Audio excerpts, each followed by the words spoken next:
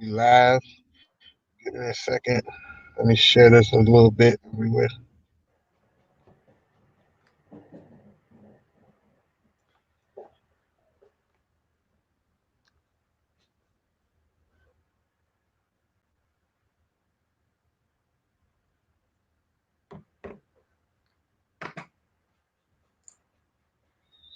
What's up, everybody? Welcome.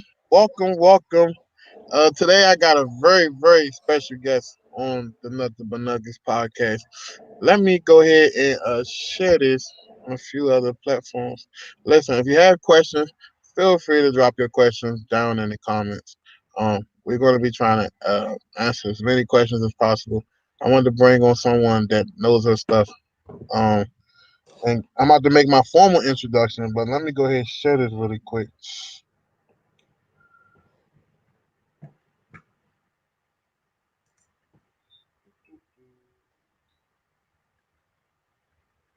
Oh, sorry, man.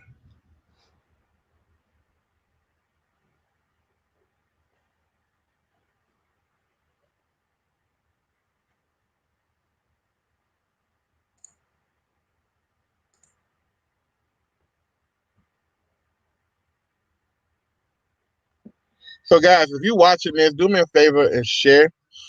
We want this to reach the masses. We're not really good at sharing. So, welcome to the Nothing But Nuggets podcast. I got my friend Maria Acosta, all the way from the Dallas, Texas area. Um, a little bit about her. She's a female. She was originally from the Dominican Republic. She was born over there, and she migrated to the great state of New York. Then she graduated college and took a wonderful job down here in Dallas, Texas, and that's how we end up connecting. While she's living in Dallas, Texas, she went to a Google event. I'm not sure the name of it, but somehow she ended up buying her whole property, and ever since then she never looked back. She did things from flips to wholesales to buying homes, and now she's currently taking on subject to type transactions. So I definitely wanted to bring her on and really pick her brain and ask her some questions. And Maria, why don't you introduce yourself and let everybody know who you are? Hey guys, thanks for the intro. Appreciate you. Yeah, so like Antoine said, I'm originally from the Dominican Republic. When I first came to the States, I actually lived temporarily in Cleveland for a little bit. So that was originally where we were. But yeah, lived in New York most of my life. I went to school in Rhode Island. So I was up there for a couple of years. That's actually where I started initially with my job. And then about 8 years ago, I got transferred down here to Dallas. And actually, it's been the best move ever. Growing up in the Northeast, you think the Northeast is where it's at, but hey, down south, it's awesome. So this was probably the best thing that could have ever happened to me. But yeah, still working full time, and then I do real estate part time. So what? Let's talk about what got you started into real estate investing. hmm So initially, honestly, it was just watching these flipping shows. Like, I'll be honest. So I was watching Flipping Vegas with Scott and Amy Yancey. And when you see these people doing it, it's like, man, they're making a lot of money. They make it seem like it's pretty easy. And, that's initially, I think, what attracts anybody into something. It's like, man, I think I can do that too. There's good money. So that's when I went to, one of the courses, and man, I dropped a good amount. So one of the things that they do in order to make sure that you can afford these things, which actually has helped me now, but they show you how to raise your credit card limits at these seminars, and that's how they get you to afford their courses. So I dropped about $30,000 on that course. And then actually, they had a little get together in Vegas where they fly you out there, for this conference. They had a buying summit where they were selling properties. That's how I purchased my very first property. I dropped about $28,000 that same weekend. So I dropped like $60,000 total in the very beginning, not knowing anything about this business. But you learn as you go. And I mean, it's been an experience, but I'm so glad that I did it. And, it's worked out well. Wow. So spending $30,000 like that takes a lot of confidence to say, hey, I'm going to make this investment in myself and do right back because most people okay, there's a lot of bad gurus out here, right? But Hmm. then there's a lot of people out here that's teaching fundamental stuff, and if you utilize the fundamental stuff, it works. So, what did you do in order to say, "Hey, I'm gonna get a return on my investment"? Yeah. Honestly, I think it's up to the person because when you go to a lot of these programs, guys, like they're all teaching you a lot of the same things. So it's really up to you whether you're going to implement it or not. So the biggest thing for me is that they did a 3 day weekend where literally they walked us through everything. Like, here's how you look at houses. We went to Lowe's and Home Depot, checked out prices. So if anything, it just gave me the confidence that I could do it. But also, too, when you drop a lot of money like that, being in debt motivates the heck out of you. So I really think it's up to the person and what you're going to do with that information. Even if you don't really know what you're doing, just start. Just talking to people sometimes will introduce you to maybe someone that you need to add to your team or bring up a possible opportunity that you would have never ran into. And actually, how it worked out for me is that I did the program that I did in September of 2014. I had met some people at that program that were agents. I bought a property when I was there. It was a duplex in Michigan. So that was the first one that I did. But I actually ended up doing my first flip in February of the following year. And the reason I got it is because two of the people that I met at the conference were agents and they introduced me to the property. They're like, hey, we think this would be a good opportunity for you. So again, it's really just putting yourself out there, talking to people. And again, just start at least implementing one or two little things. So you never know where that'll get you. And so I noticed you said that you met with an agent, and I'm assuming that was like using the power of networking. Can you explain how the power of networking really got you to where you at? Oh, definitely. It's been huge.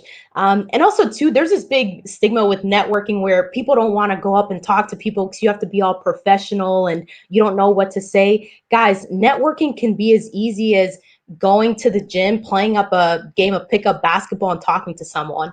And the reason I bring that up is because I play basketball. So I do go to the gym, quite frequently. And actually, one of the guys that I have now that's currently funding some of my deals, I met him through an introduction of a guy that I met at the gym playing basketball. So you're there, just hanging out at the gym, waiting for your turn for you to play the next game. And I just started talking to people like, hey, so this is what I do. And one of the guys that I met, he's like, man, this sounds really interesting. I want to meet up with you. And I had talked to him about a deal that I was wanting to work on. And at the time, he wasn't able to do anything, but he's like, hey, let me introduce you to a friend of mine that this is what he does and he would be really interested. So just by me doing my daily activities and talking to people about what I did, he connected me with his friend that ended up funding the next three deals that I did. And we have an awesome relationship. And if I need to fund something, he's usually one of the first people that I reach out to now from that introduction that I got initially. So funding deals, like what does that conversation looks like when you're trying to talk to someone about possibly doing business, maybe funding your deals, funding your draws, or funding your rehabs, or whatever type of funding you're seeking from them. Yeah. So I mean, really, guys, when you're talking to people, when you're confident and excited and actually show them that you know what you're talking about, that right there is leaps and bounds, beyond anything else. Because honestly, a lot of times when people are investing with you in deals, it's not about the deal, it's about you. Do they believe in you? Do they have confidence that you can deliver on what it is that you said you were doing? Because literally the guy that I was introduced to, so I met up with him at a Starbucks. So that's how we set up our initial meeting. I was like, hey, good to meet you. I'm so and so's friend. And I just started talking to him a little bit about, so what do you do? Trying to break the ice a little bit. And I told him, so, hey, I have this great deal that I'm working on. I already got it inspected by my contractor. Here's our bids for everything. I actually already got it appraised. He's your appraisal report. I already pulled up the comps. Here are the comparables. And this is what we plan on doing with it. So for him, the fact that I just had everything prepared, and since he's in this business, he knows what to look for. So Right. if you just come off confident, you're prepared. Again, it's really you that people are investing in. Oftentimes, it's not even really the project; it's you as the person. And what is like some things that you did in order to like create like a investment criteria? Like, is there some type of properties you would entertain, or some properties you won't entertain? Yeah, so initially when I first started, I mean, I didn't want to do anything crazy just because, I was just beginning and I didn't want to invest a ton of money. So the very first property that I purchased was actually 95,000 and we ended up selling it for like 160. But now that I've been doing it for a little bit and also too just kind of taking into consideration the current market conditions, for us here in DFW, I'm typically looking at anything under 250 for ARV. And actually, with things going on right now, maybe a little bit lower, just so I can move it a little bit quicker. But yeah, I mean, some of the tools that you've talked about, during some of your lives and some of your sessions with using the Sweet Spot Locator, you can kind of get a good feel like, hey, what are people looking for in the marketplace? Like, what's actually selling right now? And for me, where I'm at, 3.2s. 1,500 square feet for the most part. And also, too, if I could have an ARV of 200 to 250, that's I know something that's going to sell at least in my particular area. Right, right. So if you're able to tell someone right now who's new, just starting out, um, Mhm. so many people they start out like great, they got energetic, and then by the time they realize, hey, this is work. What are some recommendations that you can give someone to not give up or to maybe push through these tough times? Yeah, no, definitely. So I mean, one of the big things for me is that I like learning from other people, other people's mistakes. So by you either listening to podcasts, reading books, you can kind of hear some of the early on mistakes that people made in the very beginning that might prevent you from making some of those mistakes. But also, too, guys, you just have to have the right mindset. Like when you're starting something that you've never done before, you have to cut yourself some slack. You can't just expect that everything's going to work out perfectly. Because I'll be honest, when I did my very first project, I was pooping myself almost. It's like every single day. It's like, are we staying on track in terms of our timeline? Are we staying on budget? So it's a lot of different things. So I think mindset is big, but also too learning, from other people's mistakes, whether it's hopping on again podcasts, listening to how others initially structured some of their businesses. And especially right now, so many people are putting on a lot of free lives and things like that. So if you're a newbie, I would definitely recommend jumping on some of these webinars, Zoom calls that people are doing and kind of listening to some of their experiences. Like what would they do in a market like this? And for me, I'm a nerd. I like to listen to audiobooks and things like that. So I'm listening to a lot of audiobooks right now. And again, podcasts just on people that have done this already and they talk about some of the things that they did initially to start off with. Is there a few books that you can recommend as far as what you're currently listening to? Yeah, definitely. So I listen a lot to Bigger Pockets. So they have a couple different books that I like. So one of the ones that I like is Long Distance Real Estate Investing, just because I do have a property out of state and I'm actually trying to build up on that. But also, too, guys, it's just good information to know in general. A lot of the things that you would do with long distance, you can do right here in your own backyard. So that's definitely one.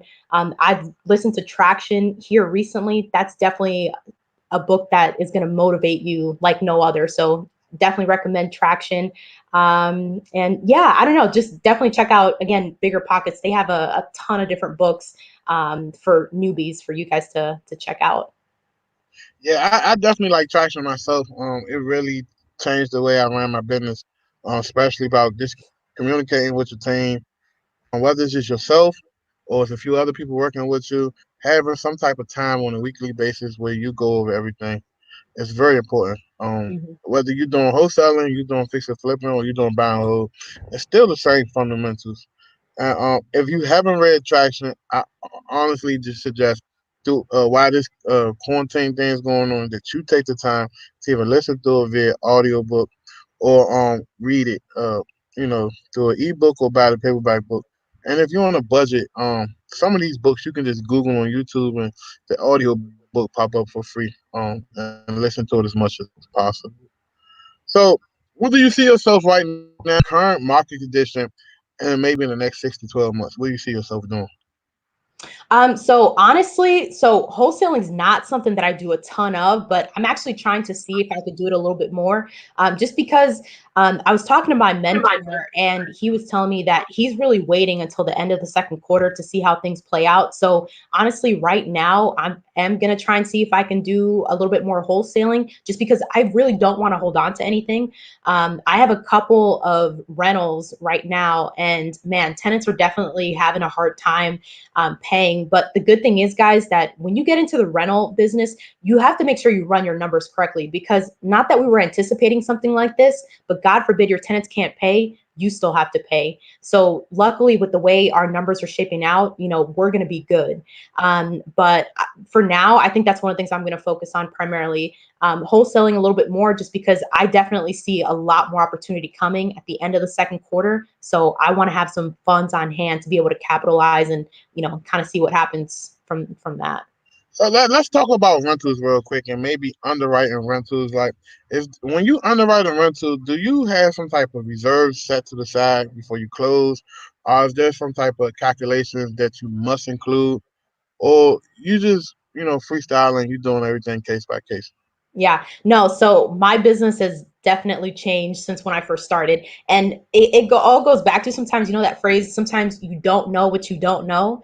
So when I bought my first rental in 2014, I bought it because I was at this seminar. I'm like, yeah, I want a duplex. Like, this is awesome, and I didn't really have any sort of screening criteria. Knowing what I know now, I probably wouldn't have purchased that rental. But I mean, that's all part of learning and adapting, everything like that. But I mean, nowadays, kind of typically what I do. So one of the properties that I bought recently was a sub two. And actually, everything that I needed for that particular project, I got it funded through another investor. So I don't have anything invested in that property whatsoever, and it cash flows about $500 a month. So it's pretty good. So typically for me, if a property can cash flow at least $200 or $300 a month, that's typically what I'm looking for. And you definitely want to have some reserves, because the thing is, things are going to pop up that you're going to have to take care of, big ticket items. So I do like to have, at least 2 months reserves if I can. And sometimes you might be able to get that from investors. So right now, guys, you might not be thinking about buying rentals, but again, you don't even need your own money to buy rentals either. Just like wholesales, just like flips, you don't need your own money to buy rentals. If you can show somebody, like, hey, especially now when the markets are tanking, if you can offer someone anywhere from 8 to 12% return on their money, people are taking that all day. So that's what I'm trying to see, if I can do to fund my rentals. But yeah, for underwriting, at least $200 cash flow.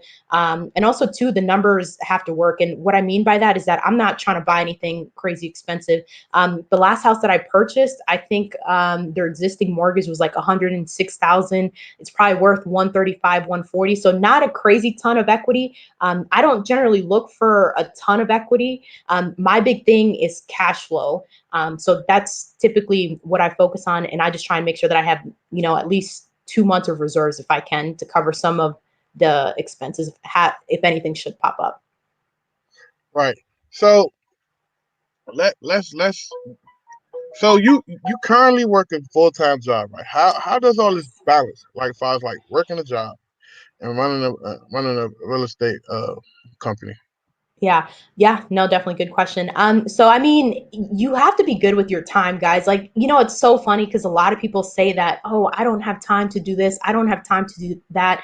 Like, honestly, guys, we all have the same hours in a day. It's really, what's your priority? Are you going to make this a priority? So you have to delegate. So while I'm at home and I'm on the phone most of the days for my job, I have a virtual assistant that she's making calls, she's sending out text messages. For my rental property that I have in Michigan, I have a property management company that takes care of that. So I don't really think about that. So yeah, it's a lot about time management and putting things in your calendar. If you don't put something in your calendar, you're not going to do it. Like, it's point blank. But also, too, leveraging others. I have a contractor actually that lives about 20, 25 minutes away. Cool guy. We have an awesome relationship. If I need him to go out to one of the properties, instead of me having to go out there and worry about it, I can just reach out to him. He's got it. And again, using companies like property management and things like that. And also, virtual assistants to help continue, your practice going and everything. So how how does the virtual assistant, fit into your model? Like, can you explain, like, in details, like some of the things maybe you having them do currently? I know you said you're having them call and stuff, but Mhm. how does that work for you? Far as like, because there's a lot of people on here that's stuck in between. Should I hire a virtual assistant, or should I just try to do everything by myself? So how do you benefit directly from utilizing a virtual assistant? Yeah, no, definitely good question. And actually, it's funny because I think the very first time I was hiring an assistant, I reached out to you about it just to get, your thoughts and your feedback. Like, hey, what should I do? Because one of the things that people initially struggle with is, man, how can I afford this person? But once you start, it's like, how could you have afforded not to? You know what I'm Right. saying? So Right. it's really getting out of your own way. And it's not like you have to bring somebody full time. So initially, when I started, I only had my assistant working, 3, 4 hours a day, a couple days a week and stuff like that, just to kind of see what I could do to keep her busy. And I mean, I still do that now, so I have an assistant now. She's only working about 20 hours a week, so nothing crazy. But one of the things that we're focused on and that she does is that we're sending out a ton of text messages. So we're focused primarily, we're still reaching out to pre-foreclosures, believe it or not. We're doing probates. So we've gotten some leads off of probates. And also, I've created videos for her where at this point, she doesn't have to really ask me a ton of questions unless, certain situations pop up. But I have created videos for her where, hey, this is how, we pull up the probates for this county. Hey, this is how we pull up the pre-foreclosures. Hey, if we don't get phone numbers back from when we skip trace, this is how you would individually skip trace these records so we can still reach out to these guys. Same thing with the program that we're using. We're currently using call tools to make calls. So I created a Loom video for her. Hey, this is how you log in. Hey, this is how you set this up. Hey, this is how you upload lists. So yeah, it's an investment in time that you have to make initially. But the thing is, the more you train your assistants to do things, the more time that you're going to give yourself back at the end of the day. Like, it's tedious at first, but this is stuff that you have to invest in if you really want someone to help you to the best of their abilities. You can't just throw something at them and expect them to deliver when you don't put out clear rules and criteria of what it is that you're looking for. So basically, structure is the key to really running a high level VA. Definitely, you have to be organized. Yep, and you don't have to be perfect. Because actually, that's one of the things that sometimes I struggle with. It's like, oh, but I don't have this set up. I don't have this set up. Just start. Like, you're always gonna have to, adjust something or throw something else in. But if you start, you can see what that stuff is, and then get to it as you go. Because if you don't start, you're never gonna see anything. So just gotta do Yeah, it. I tell people all the time, like, entrepreneurship, like, there's no perfect time to do it. You just got to do it, and then Yeah. figure it out on the way, right? That's the beautiful thing about being an entrepreneur. It's a certain amount of risk that you got to be willing to tolerate in order to get to that level you're looking to get to.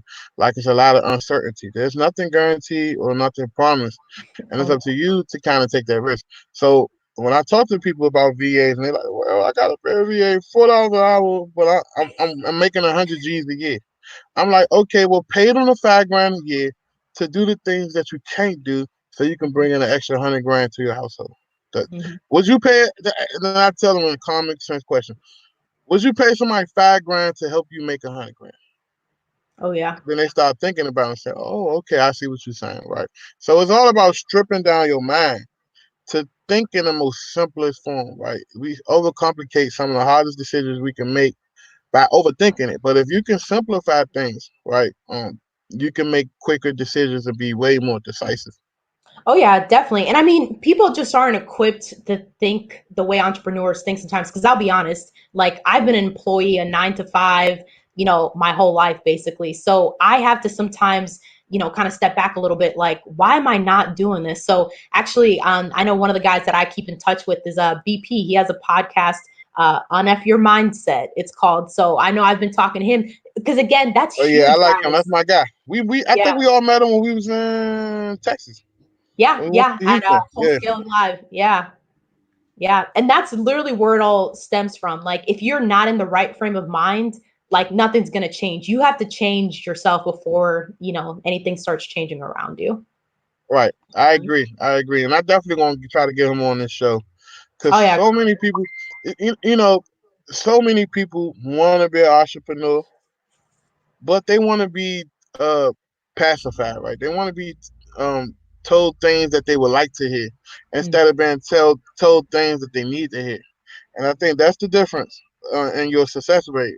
Whether you have people around you. Let's talk about people. Let's talk about your circle. How important is your circle in order to really get to that level that you're looking to get to? What's your take on having a strong circle?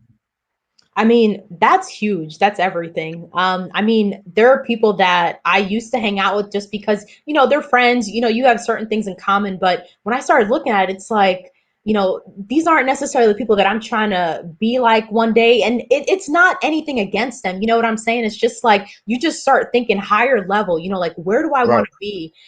So yeah, the number of people that I feel like I almost don't have friends sometimes just because I only hang out with a certain, few people. And if they don't have the same mindset, if they're not trying to chase the same things you are, you know what I'm saying? Again, there's nothing wrong with hanging out with, your friends and things like that every once in a while. But the top five people, like they say, that you hang out with, those are the ones that you're going to become with or become like. I So, agree. I honestly agree. I think I genuinely don't have any friends, right? I have people in business that I'm cool with. I have people that I got to eat and have a good time. But as far as like friends, I don't I don't really see myself. I don't have too many friends, and I'm not ashamed of that to admit that, right? There's nothing wrong with not having that many people, because what mhm. happens is as you get friends, what I learn over time, you outgrow your friends, you outgrow circles, and it's cool, right? And growth is nothing wrong with growth, and I don't know why growth is such a negative thing these days. Like people like, hey man, you're not associated with me, or you're not making time for me because you think you're better than me. And all actuality, you working on you so you can get to the next level. Yeah, definitely. And I mean, it could be the smallest thing. Cause I'll be honest with you. Like when I first got in this business, like, and I'm still doing this very part time, I was doing like one deal a year, one flip a year. Since I met you, I think in the last 4 or 5 months, I've done three houses, whether it's sub two, added a rental. You know what I'm saying? So just Right. even changing the people that you talk to, like they can motivate you or make you change, just like think slightly different. Like, man, actually, why aren't I stepping up my game? So since I've started talking to you, it's like, man, why aren't I doing more? So And it's and, little and, things. and that's why I try to explain to people like you don't have to be the 100 deal a year person to be happy. And that's the whole point of doing this podcast. It's not about bringing in all the guys with the biggest nuts, right? It's about bringing in everybody that can really impact everybody. That's my opinion. And I'm going to continue to bring in quality people over because what happens is if I bring in all these big guys, you heard the shit over and over again, right? It's the same rehearsed shit that you hear repetitively. You have to bring a different perspective to people that what they're currently going through. So for you, um, I really want to join my show because I want to show people that hey, you can have a full-time job and you can do less than 10 deals a year and still be happy and still have money, right? You don't have Mhm, to be a seven-figure a year wholesaler or real estate investor to be happy doing this business. That's all I want to show people. What's your mhm. take on that? Yeah, no, definitely. I agree. Cause I mean, not everyone wants to do that. Like, I'll be honest with you. Like, I don't want to wholesale the rest of my life. I just see that as another job. Like, honestly, that's just me. It Like, is. It my is. goal is to have passive income. So my goal one day, and I'm gonna put it out there, is to get to 200 units. Why? I want to see if I can do it. I want to challenge myself. So I only have 4 units right now, but I mean, they're cash flowing. You know what I'm saying? So every year, and this is not, this is not a sprint. You know what I'm saying? So, like for me, I'm trying to do it in a way where I'm building, but I'm not going to put myself in a bad position, by Right. trying to add all these rentals at a crazy pace. So, yeah, even if I'm just doing, 2, 3 year, or actually, one of the things I'm trying to do next is that instead of just doing single families, hey, I've done a duplex. Why don't I do a quadplex? Or go to a 10 unit. So that's kind of how I see myself building up in the future. And I mean, you gotta, take it slow. Everything's not a rush. Like my goal is to try and do that in the next 10 years. If I can hit that in the next 10 years and retire by 40, like I'm good. I don't have to, be producing 7 figures a year. Like I don't need that. You know what I'm saying? Like you really got to think about why is it that you're doing something? Like why do you want that? Like why is that important to you?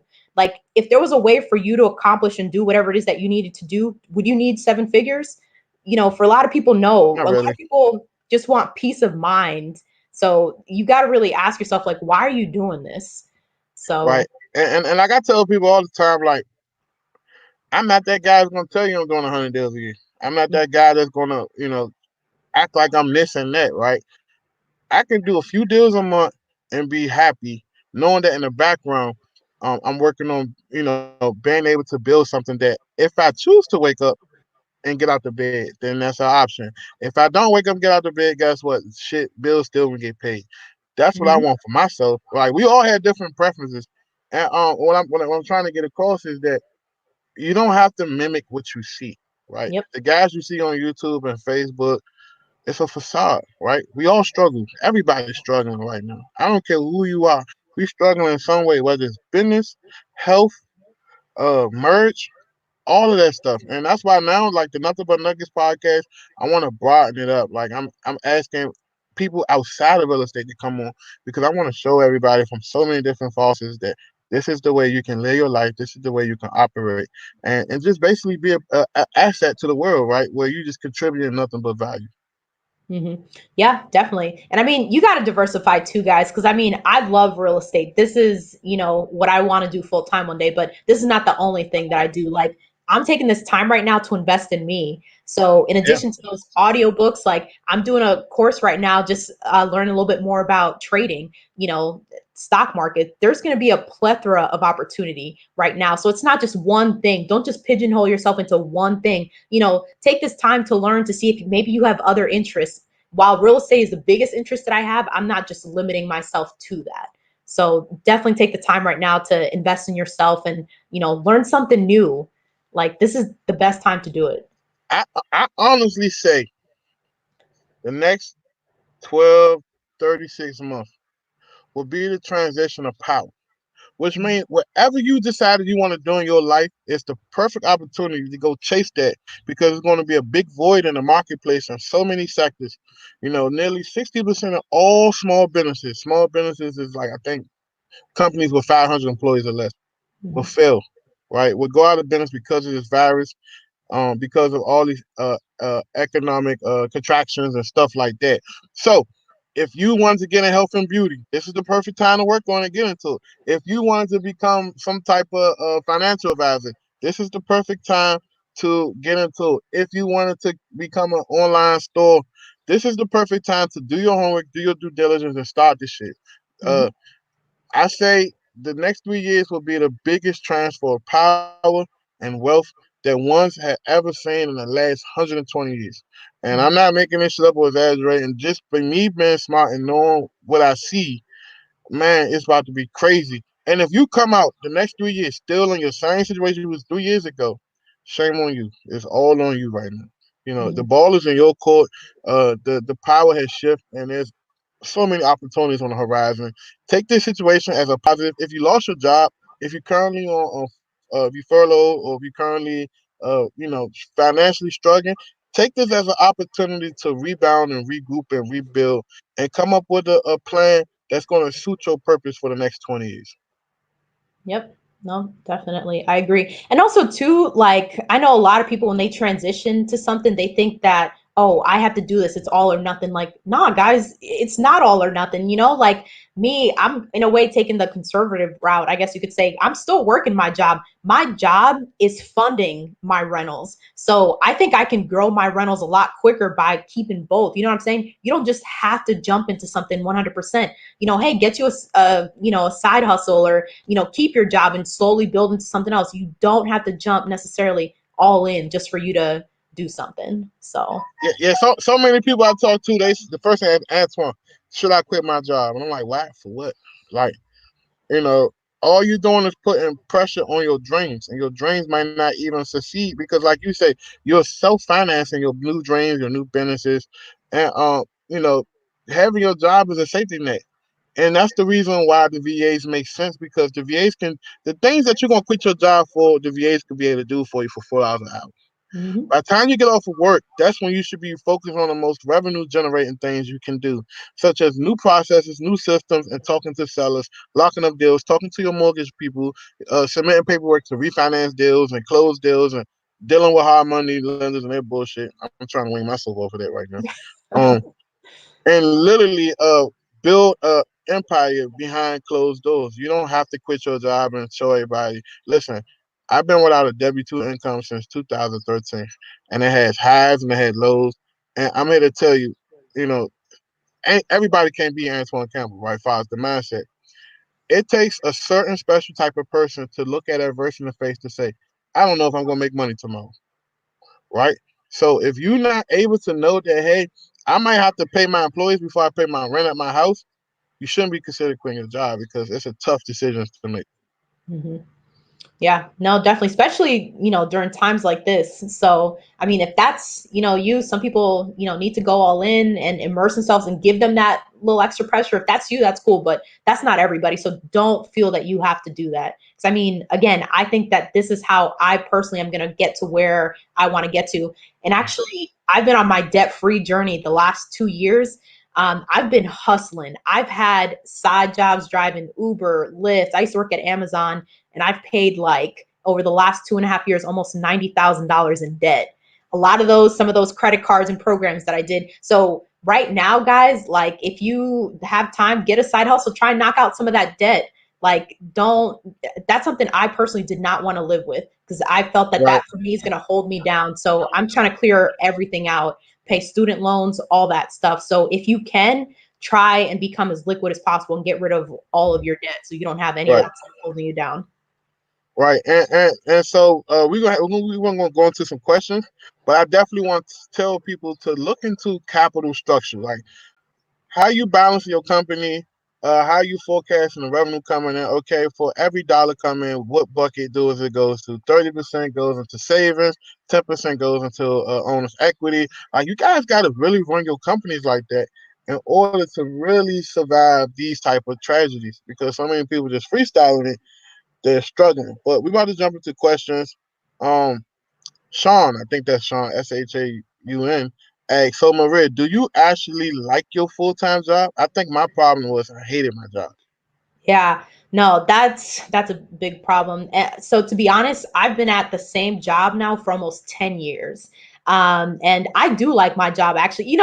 And just like everything else in life, there are going to be some days that you don't like something, some days that are better than others. But for the most part, if overall you do like it, then you should stick with it. For me personally, at my job, I talk to people on the phone, and I like talking to people. You know what I'm saying? I like hearing people's thoughts on what things are going on. I'm in finance. So, there's a ton going on in the markets right now. So just listening to what people are doing to kind of navigate through this, it's really interesting. But also too, if I could be that person to call you, give it a little peace of mind and, make your day a little bit better, so I actually do like my job. Not that I want to work for somebody else my whole life, but it's going pretty good. P Air, I think that's how you say it. I'm really terrible with names. I don't know how I got passed through school, but they graduated. He said, "How are you protecting yourself when doing subject to during this epidemic, and where the tenants may not be able to pay, but the mortgage is still due?" Yep. No, that's a good question. So that's why I was talking about buying right and making sure that your properties are cash flowing. So for the current property that I purchased, the most recent, the sub two, so my mortgage on that thing is only 969, but the rent is 1470. Man, you cash So flow. That's what yeah, I want. I want at least $5 month cash flow. I know that sounds greedy, but that's my criteria. Maybe I'm optimistic, but that's what I look at. yeah, no, and actually, to be honest with you, it's crazy how that one worked out. Initially, I only started the mortgage or started the rent at 11 and change, but Antoine, I had over 200 people that reached out to me about this house on Facebook Marketplace, and my only criteria to try and weed some of these people out is that I had to keep increasing the rent. So I went Right. from 1200 or 11 and change to 1295, and then finally I settled at 1470. Like, I had to do it. It was crazy. But yeah, I think, making sure that your property cash flows, number one, is huge. But also two, guys, like, that's why I like the fact that I still have a job. If God forbid my tenants can't pay for some reason, I want to make sure that I can still cover it on my own. And actually, it's crazy. Out of all my properties, that tenant that I have in there, single mom, 3 kids, she's a hustler. She actually paid this month. So I did Right. get that. So out of that, let's talk about real quick before we jump into some more questions. What do you see people struggling to pay right now, or as far as your portfolio is concerned? So it's kind of half and half. So I think honestly, there are some people that are going to take advantage of the situation and the fact that rents don't have to be paid. They know that they're not going to get kicked out. Honestly, I think some people are taking advantage of that. But there are others that are, trying, like this particular tenant that I mentioned with the sub two. I had reached out to all of my tenants when all of this was happening just to kind of check in on them, making sure they and their families were doing well. And she had already told me, yeah, I started applying at Amazon. I started doing this. So there's some people that are going to hustle and they're Right. kind of like, no, I have to pay my mortgage. I have to pay my bills, but others that aren't. For one of my properties, I actually rented out by the room. And the reason I do that is because I'm able to collect a lot more rent. But also too, it creates issues sometimes. And that particular property, I know I've had issues with recently, and because most of the tenants have lost their jobs. So I'm just trying to come up with payment plans for them, to see if they can cover everything. But again, it goes back to cash flowing right, but also to you being the backup in case your tenants aren't able to Yeah, pay. and I like the way, because we talk so much, right? People don't know we really dream friends. Like outside of what I just said earlier, I take what I said back. You is my friend, and I like I like your approach on things, right? Because I'm the more daredevil, jump off the bridge, fuck that shit, let's get this money. You more Mhm. conservative. Oh, let me think about it. And to be honest with you, that honestly keeps me balanced because I call you for advice, you call me for advice. It's a win-win relationship we both have with each other. And just looking at how you say, it's only $9 a month. Literally, if shit hit the fan, you can go pick up a third shift at McDonald's and be able to meet your obligation for that Yeah. $9 a month.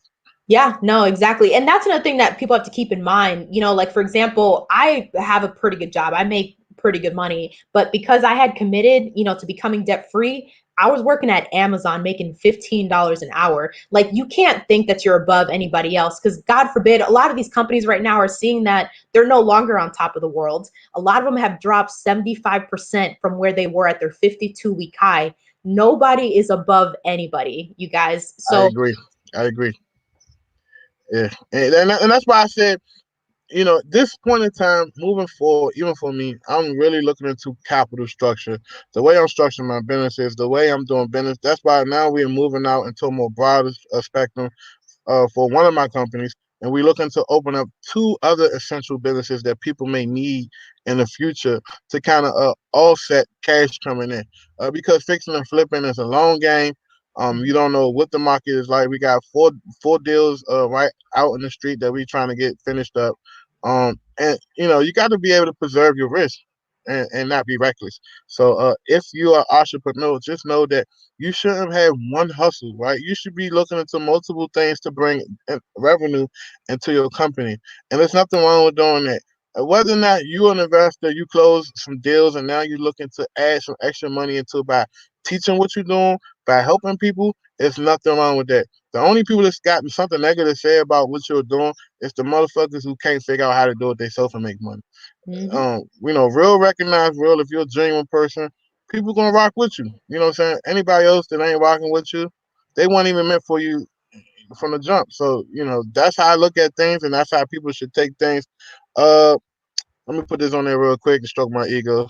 Antoine Campbell, the truth. Nice.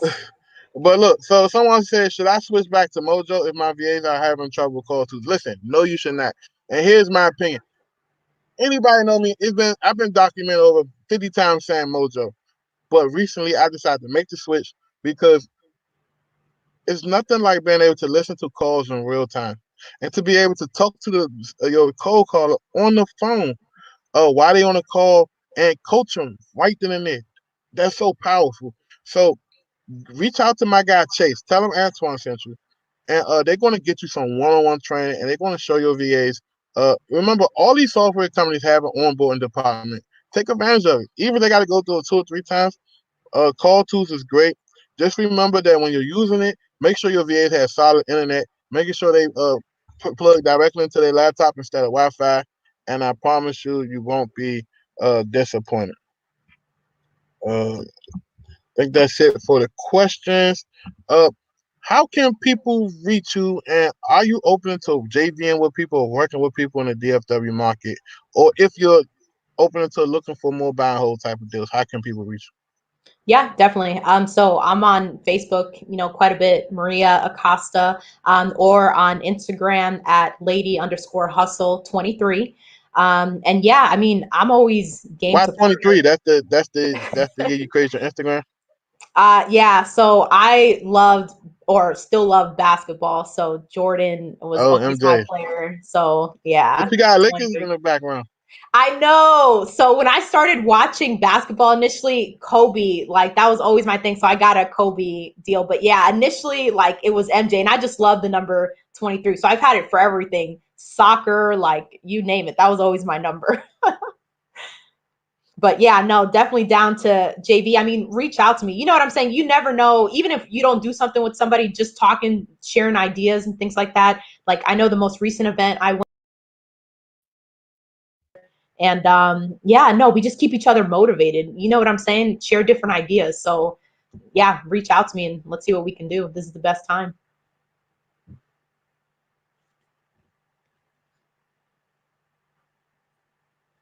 Yeah, can you hear me? Yeah, I can hear you. I'm on the parking lot mooching off my neighbor Wi-Fi. Yeah. You good, you good. Yeah, so I was talking about basketball and why you got the Lakers in the background, but you like Michael Jordan. I'm just Yeah, messing with you. I'm just joking. yeah. No, I'm a fan of the game. Fan of the game. Yeah, so you said the lady hustle underscore 23 for Mhm. Instagram and Facebook. Obviously, you see the name Maria Acosta. Listen, Mhm. she's an awesome, amazing person. Thank If you're you. in the DFW area, definitely reach out to her, man. Guys, don't try to shoot your shot. She's very particular about who she want to date. I said that about Toya last week too, because they had a bunch of people in the inbox. Oh my God, you so beautiful, you so beautiful. Oh, really? Yeah, no Yeah. scrubs. No scrubs, please. And actually, even if you're not in the DFW, like I'm looking to invest in Cleveland, PA, some of these areas. Like, guys, don't be Definitely. afraid to do long distance investing. That rental property that I have in Michigan, like, no problems. I Do love you it. feel? Do you want to talk about the numbers on that, or that's too much for you? Do No, you want to talk? definitely. Okay, Definitely. let's talk about how you took one rental property and literally paid it off. Right. That's my understanding. Paid it off, Yeah. and now you're cash flow. Man, let's talk about that real quick before we go. Yeah, definitely. So numbers on it. So I bought this thing on October 2014 when I was at that conference that I mentioned. The unit cost $78,000. I had to drop $28,000 when I went to the conference and all that good stuff. And initially, when I bought this thing, Antoine, so this company told us, there are tenants in there, it's ready to go, you're just going to be collecting rents. As a newbie, when you hear this, it's like, all right, bet, that's awesome. So a couple months after I owned this thing, both of the tenants moved out. The property management company that was collecting the rents supposedly did not have any security deposits. So I was like, man, this company sucks. So I was looking around, for another property company. And guys, all I did was go to Home Advisor, look up property managers in Warren, Michigan. So it's Right. that simple, just like you would do if the property was a couple blocks away from your house. That's all I did. Started calling up some people. I found a property manager. He went out there. We were trying to get everything ready. So we got the city to come out and do an inspection. They told me that it was the worst roach infestation that they had ever seen. So Wow. yeah. So I had to hire Orkin for 1 year to come in and spray inside both units. And on top of that, the tenants had kind of tore up the place. So I then had to invest money to fix up both of the units. I think I put in maybe like another $5,000 or something like that. And when I initially got this loan, you guys, so again, not knowing what you don't know, I just thought, cool, I got some funding at this seminar. They funded the property for me. I didn't really pay attention to what all the terms was. This was a 3-year hard money loan at 12% interest, I believe it was. So I was paying $600 a month interest only for this loan. But I wasn't really stressed about it just because after I'd gotten it fixed up and everything, we were renting each unit for about $650 each. So basically one unit covered my payment. So I was Right. good. I'm like, I'm cash flowing. This is awesome. But it wasn't until the end of year 2 that I was like, dang, I still have $50,000 that I still have to pay in 1 year. And if I don't pay this thing, they're going to repossess this property. So I reached out to the lender and I was like, hey, can you guys give me at least 1 more year extension? And they granted my request just because I had paid on time every single year, so they didn't have any issues. So this is when I decided I need to get another job. And I had already been saving at that point, you know what I'm saying? But I'm a numbers person. I started forecasting, like, am I going to get the 50,000 that I need by the time that I need to pay it off? So my timeline was November 2018. That's when I had to pay off the $50,000. So I got a second job. I started driving Uber and Lyft and stuff like that. And like I mentioned, I worked at Amazon. And I was able to actually pay off the property and save up the 50,000 by March of 2018. So about 6 months or Wow. so, yeah, about 6 months or so before it was even due. So that fear, you know what I'm saying, is what motivated me, because I just kept looking at it as, man, I made, this crazy huge investment. I updated this place. I've been through, all these obstacles. It's like, I'm not going to let this property management company just, or not the property management company, but the lender, just take back the property. So yeah, Antoine, I hustled. I had no life. I'd literally get off my job. I'd go drive Uber, and if I had time, or actually on days that I worked at Amazon, I'd try and get in an hour or two before, and then I'd go to work. But that's literally how it was like for a year and a half that I just committed. But I mean, the great thing is that it's So, paid off. so to make sure I understand you clear, in a year and a half, you hustled part time, 50K Well, to I pay had off also been your saving property. prior. I had been saving a Okay, little okay. bit prior. Yeah, exactly. With what I was saving, But though, that's I still knew. amazing. Most people would have folded and threw their hands and said, I don't know what to do, right? And the solution to your problem was you said, let me apply the pressure on myself and do the work. And, you know, so many people struggle with this concept of doing the work. Like, Mhm. everything is in your face and it's up for grabs if you just apply yourself and do the work. Yeah, no, definitely. And that's what I was saying. It's really about the person. Like, if you're the type of, like, really, when we run into obstacles and adversities, that's a moment for you to really show yourself who you are. Like, man, how is that moment going to define you? Are you going to push through this, or are you just going to crumble? And I just didn't want to lose everything that I had built. You know what I'm saying? So, yeah, I just hustled. Like, I only saw the end goal. I wasn't focused on anything else. But also, too, I'm a spiritual person, and I think that God is going to put you in a situation that you can't handle. And actually, I did have a little help because I had a nice little bonus come in at work that I was not expecting, like, whatsoever. And that kind of propelled me over what I needed. So paid it off March 2018, and it cash flows now after property management costs about $1,100 a month. So honestly, if this month those tenants can't pay, I will actually tell my property manager, hey, that's fine. We might not even collect anything, just because I know a lot of people are going through struggles right now. If I don't really need the money, if I can, help them out by not collecting 1 month rent, I might do that. So I have that option at least. So Right. yeah. Man, you such an amazing person, man. So I see so many people in my timeline like, pay me or you got to go. So it takes a female, I think, because a guy like me, I want my money. So if I can get them traits, man, I promise you, I'll be a good person. But Yeah. uh, No, it feels good. You're not always going to do that because, again, business is business. You know what I'm yeah, saying? But business is it's business. like times like this, though, sometimes really show you, like, dang, if I can help somebody, I'm going to see if I can. Maybe just this 1 month, but. So yeah, someone said this last question before we get out of here. Do you suggest still buying and looking for deals long distance now, even if you have to sit on it for a little while because of the limited travel? So honestly, now's not a bad time to look. Me personally, I'm not buying anything just because I know over the next couple months, that's when we're really going to see some motivation. When the Oh yeah, forbearance periods are done, when the pre foreclosures are actually able to be foreclosed on. You know what I'm saying? So it's a good time to look, for sure. Maybe start building some relationships with people in those areas, kind of give them your criteria, what you might be looking for. But yeah, me personally, I'm not necessarily buying into anything just because I'm waiting for the deals. But I mean, it's definitely not a bad time to look and kind of see what's out there for sure. I've actually reached out to some people in Arkansas just because it's right there, some bigger multi-level units, just to see if there's any interest now. You know what I'm saying? And we'll kind of see what happens, here in a few months. Yeah, so we reaching out to people now. And literally after I go this call, I got to go pick up something. I'm gonna go come back in the house, and I'm gonna actually hop on the phone. So the last few days I've been on the phones myself. Always You know, hustling.